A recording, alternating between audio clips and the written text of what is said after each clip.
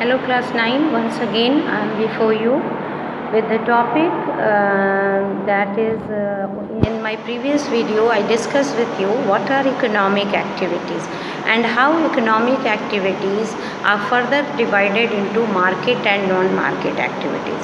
So as you must have noticed that economic activities, all people are not doing same type of work.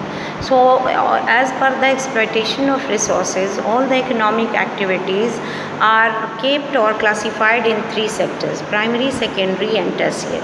In primary sector, where directly natural resources or natural factors are used and the product is also natural. So activities are farming, poultry farming, beekeeping, animal husbandry, forestry, mining, etc.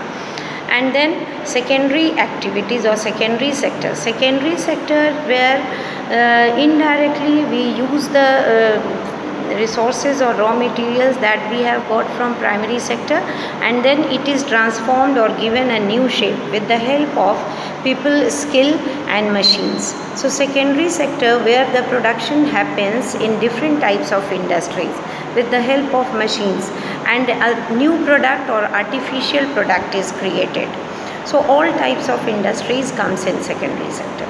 Tertiary sector, it does not produce goods, it provides services. So all types of services which directly which not directly, indirectly helps in the production of primary and secondary sector, then it is kept under tertiary sector. So services like transport, communication, banking, insurance, health, education, security, these all are the services that we include in tertiary sector. Now I will discuss with you that due to historical and cultural reasons.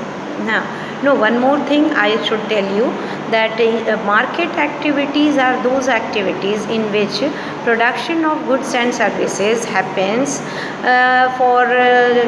to be valued in the market or to sell it in the market. And in this way, the person who is creating or who is growing the crops or creating goods, they earn money after selling their products in the market. And non-market activities are those activities in which production happens but not to be sold in the market or to earn money. Here the production or the produced goods and services are used to be consumed by the family or whom and whoever has produced it. Hence here the production is done for self-consumption, not to be valued or not to be sold in the market. So non-market activities are those activities where a person grows vegetables or provides teaching to his own family, to his own child, and uses the products in the family itself, and he doesn't sell it in the market.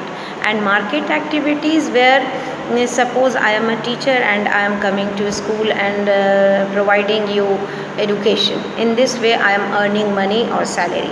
So the activity that we do to earn money and the production that people do and sells in the market and earns money. So in this way we have seen that economic activities are further divided into two parts: market activity and non-market activity. So non-market activity where production happens for self-consumption, and market activity where production is done to be sold in the market to make money or to earn profit.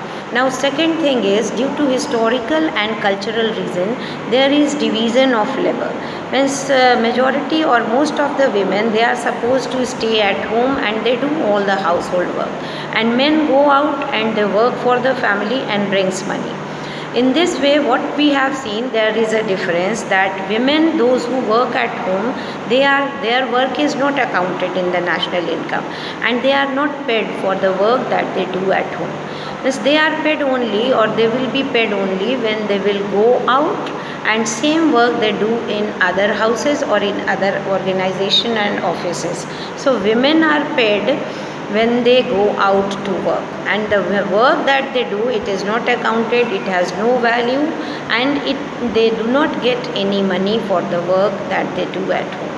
But what we see in our society, due to our setup and due to reasons, various reasons, Most of the women, they are not coming out and going and earning money, because they need security, they need facilities which is not present in all types of organization. Mostly in unorganized sector, because of their less skill and low education, they work in unorganized sector where the payment is less. Means men are paid more and women are paid less. But those women who are highly skilled and qualified like men, they are paid equally.